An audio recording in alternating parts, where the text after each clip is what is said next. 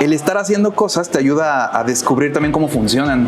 Entonces de ahí yo creo que desde niño empecé a aprender cómo funcionaban las herramientas, cómo funcionaban algunas máquinas sencillas. Ya ves que de niño algunos desarmamos las cosas y nos regañan. A mí me pasaba eso muy seguido.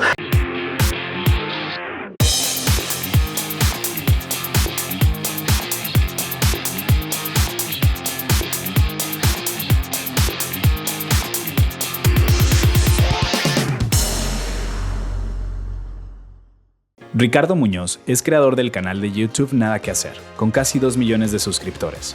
En él comparte experimentos para aprender a crear, fabricar y transformar todo tipo de objetos. Hoy conversamos sobre su historia de crecimiento, cómo creó su empresa de implementación de tecnología y la vendió para posteriormente convertirse en un creador de contenido en YouTube. Esto es, Hablemos de. Estamos en Talentland y hoy nos acompaña Ricardo Muñoz.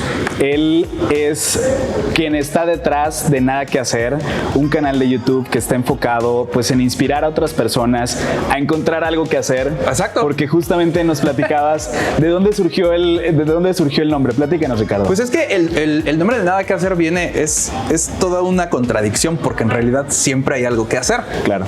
Entonces viene de una frase que nos decía mi papá, bueno, que no tienes nada que hacer, literalmente, porque había que pues reparar algo en la casa, pintar, literalmente a mí nunca me enseñaron a aburrirme. Claro. Y sí pienso que cuando alguien dice estoy aburrido, o sea, no tiene sentido, creo yo. Siempre hay algo que hacer. A lo mejor nos da flojera, ¿no? Hay que lavar los trastes, hay que limpiar, hay que manejar, pero siempre hay algo que hacer. Y el estar haciendo cosas te ayuda a descubrir también cómo funcionan.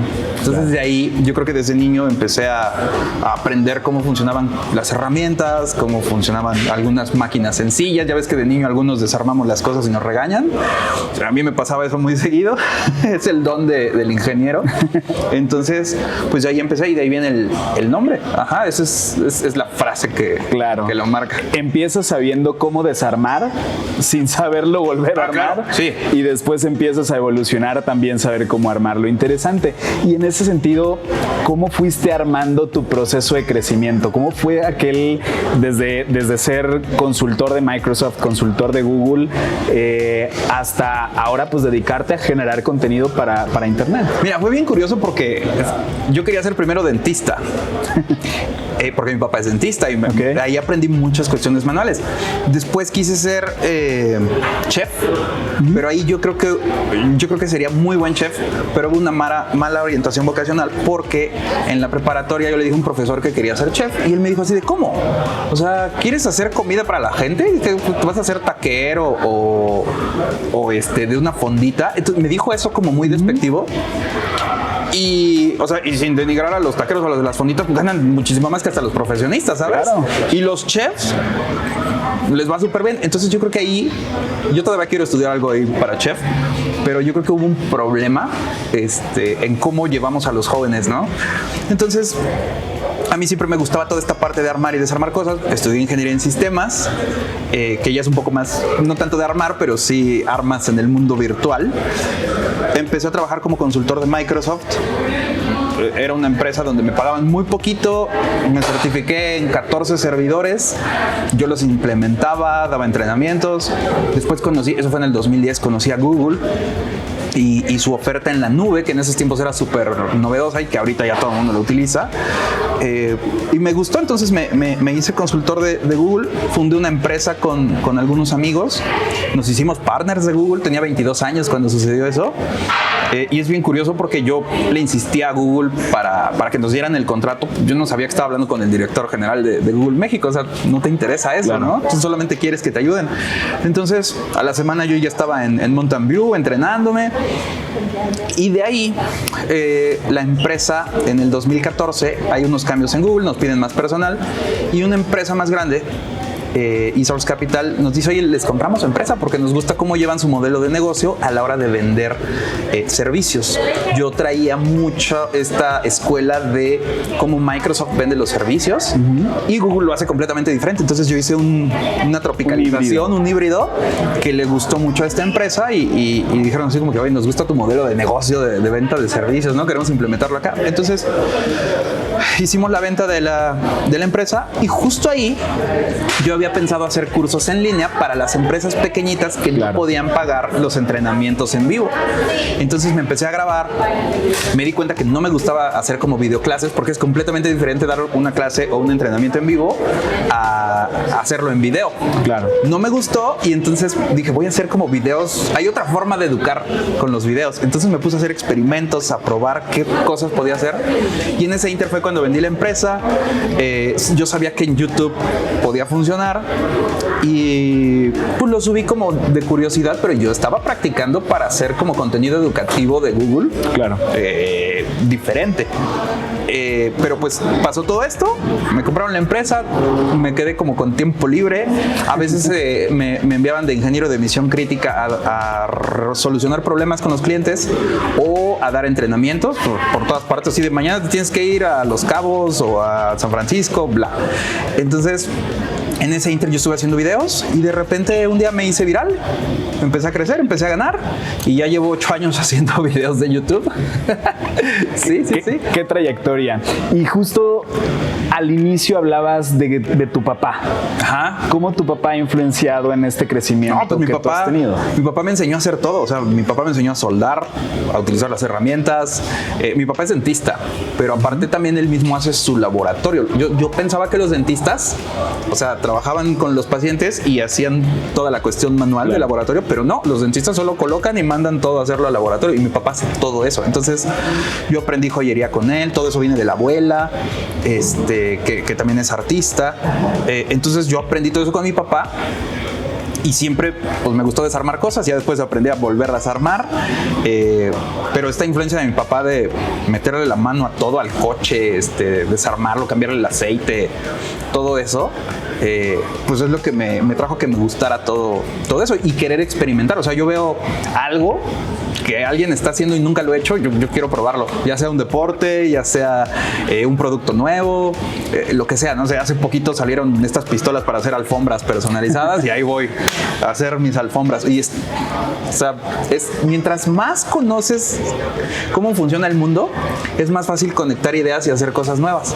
Claro, y sobre todo creo que lo interesante también es no solo conectar una disciplina, porque como bien dices, hay personas que dicen yo solo soy dentista, contador, arquitecto y solo sé de arquitectura, de odontología o de contabilidad. Y creo que un buen aprendizaje es, bueno, el saber, el tener curiosidad por múltiples disciplinas que al final de cuentas una puedes complementar con otra. Por ejemplo, en mi caso, a mí también me gusta la gastronomía. Yo estudié una carrera técnica en gastronomía por hobby nada más.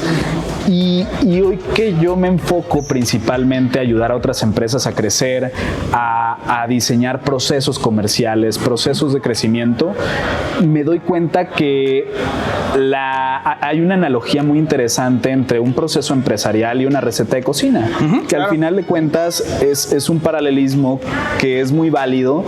Y cuando yo diseño un proceso, pues pienso que estoy haciendo una receta de cocina y sé que tengo que hacer paso 1, paso 2, paso 3 y en qué camino puedo variar. Y creo que es muy interesante esta experiencia que tú compartes, porque al final de cuentas las personas podemos tomar múltiples caminos y en algún punto uno va a complementar al otro o te hace ver las cosas de una perspectiva diferente y creo que es muy valiosa la aportación que tu padre te ha dejado. Sí, entonces, claro. Interesante en ese sentido.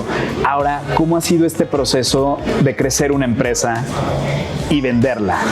Son 2 puntos. El proceso de crecimiento, ¿cómo ha sido? Mira, yo creo que yo siempre he dicho, o sea, va a sonar muy mal, pero bendita ignorancia, porque era muy joven, entonces la verdad es que no conocía bien qué se necesitaba, no entendía lo que significaba hablar con un director, con un gerente, etcétera. Entonces yo llegaba y ellos me veían así como que este chico, ¿qué le pasa, no? Entonces yo creo que cuando empiezas a crecer en los negocios te das cuenta que sí debe de ser un poco así, o sea, tú tienes que buscar, rascar, hasta que te digan que sí. Y obviamente también tienes que demostrar que tienes el potencial, porque si solamente buscas la ayuda ayuda o el apoyo o las conexiones, pero no tienes nada demostrado, aunque sea con tus propias manos, nunca te van a voltear a ver ni te van a hacer caso. Entonces yo creo que eso es importante, tienes que demostrar con mucho trabajo para que pues puedas hacer todas estas relaciones, empieces a crecer, tengas clientes, etcétera, ¿no? O sea, toma mucho trabajo. A los chicos les cuesta mucho decir, ¿sabes qué? En ventas contactas a 100 personas, 20 te van a responder, 5 van a seguir y una te va a comprar. Ajá. Entonces, a la gente le cuesta mucho trabajo eso. A mí me costó mucho trabajo cuando entré en el mundo de ventas, pero pues así funciona el mundo y hasta hay relaciones ahí matemáticas que funcionan de esa forma, ¿no? Entonces, está muy cool, pero sí es todo un proceso. Creo que tal vez no es para todos, pero todos tienen que tener ese conocimiento para poder pues orientar sus negocios o sus marcas personales a que crezcan pues de una forma ordenada, como en una receta, ¿no? Tenemos que conocerlo.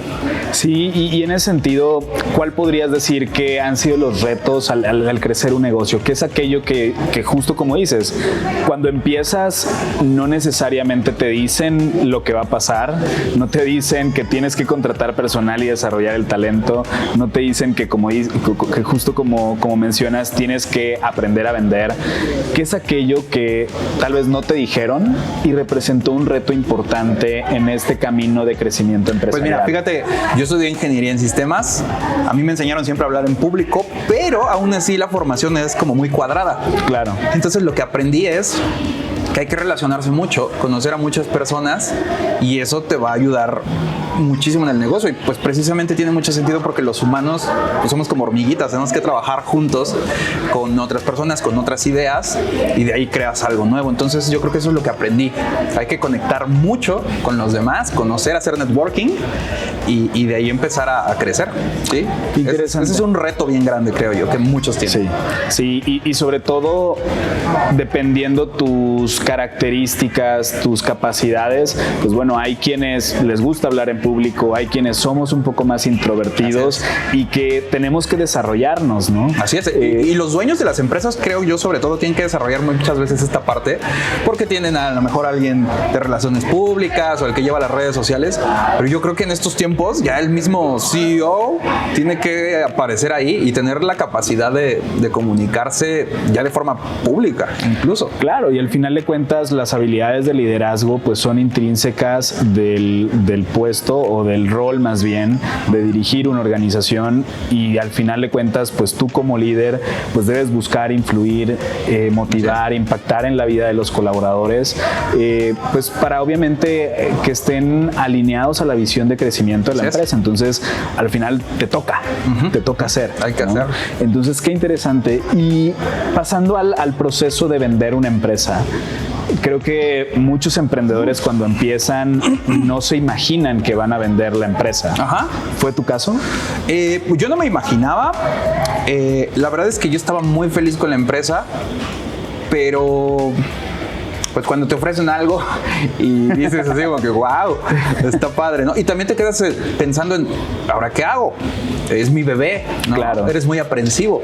Pero después entiendes que puedes crear otras cosas, que puedes crear otra empresa y a lo mejor tienes que volver a trabajarlo, pero esa es la parte bonita. O sea, en Latinoamérica y en México tendemos a ser muy aprensivos con eso, ¿no? Ya hice mi juguetito, mi empresa y me gusta mucho y no la quiero vender, pero no, eso es lo que sigue. Ahorita hice licenciamiento, a lo mejor después hago marketing, o sea, tenemos que ser muy abiertos a eso y cuando te llega una oferta, pues tienes que analizarla, si es buena para ti o no.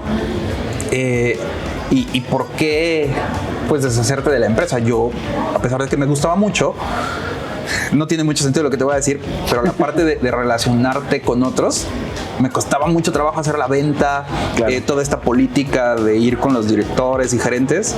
Y mira, ahorita me ven millones de personas en internet, ¿no? Pero aún así es diferente la interacción. Claro. Pero aún así lo sé hacer, me gusta hacerlo.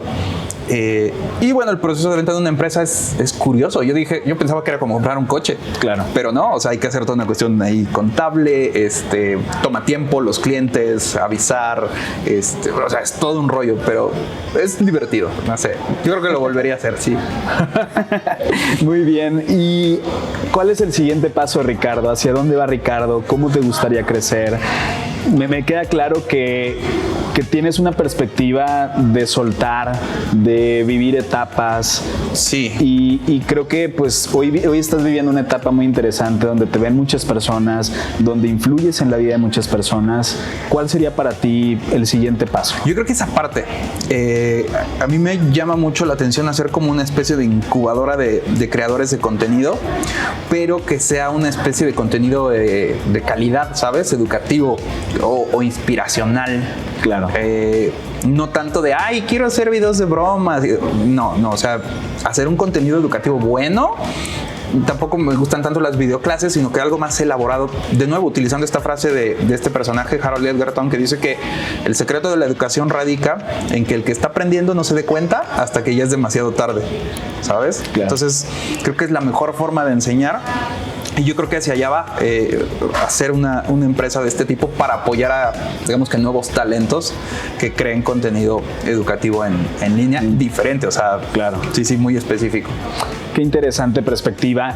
Y ya para finalizar, ¿cuáles serían tus recomendaciones para aquellas personas que están desarrollando un negocio o un proyecto y tal vez justo están en esa etapa donde pues al final de cuentas están sucediendo cosas que tal vez no sabían que iban a suceder, aquellas experiencias que son duras, que son difíciles y que a veces dan ganas de tirar la toalla, ¿no? Claro. ¿Qué es aquello que tú podrías recomendar para Mira, eso? yo creo que siempre nos dicen hay que tener mucha resiliencia, pero tampoco excedernos. Obviamente en un negocio hay formas de medir cómo va. Si vemos que este negocio no está funcionando, pues también tenemos que dar un pasito para atrás y verlo desde afuera y decir, a ver, estoy muy enamorado de esto, pero ¿está funcionando o no? O sí lo estamos haciendo bien. Y lo más importante de todo es lo que no se mide, no se puede evaluar, no va a crecer. Entonces tienen que documentar y medir todo para saber cómo está funcionando y si de verdad está creciendo, ¿no? Entonces creo que eso es fundamental. Sí, y creo no que tenerle miedo. Claro, y en esta plática yo rescato muchas cosas, pues desde tener la curiosidad de tener diferentes disciplinas, de voltear a ver hacia otros horizontes, no quedarte tal vez solo con lo que tú sabes, estar abierto a las posibilidades. Tú no decidiste en un punto, voy a vender la empresa y le pongo un signo de pesos afuera. Fue algo que llegó y si tal vez no hubieras estado abierto, probablemente hoy no estarías haciendo lo que hoy estás haciendo. Y estar abierto también a nuevas experiencias, a nuevos horizontes. Creo que eso es mucho de lo que nos has compartido, mucho de lo que nos has dejado. Y pues muchas gracias también, Ricardo, por aceptar la invitación. No, hombre, un gusto estar por acá. Y sí, pues siempre buscando ayudar. Felicidades también. Gracias, felicidades a ti también. Gracias.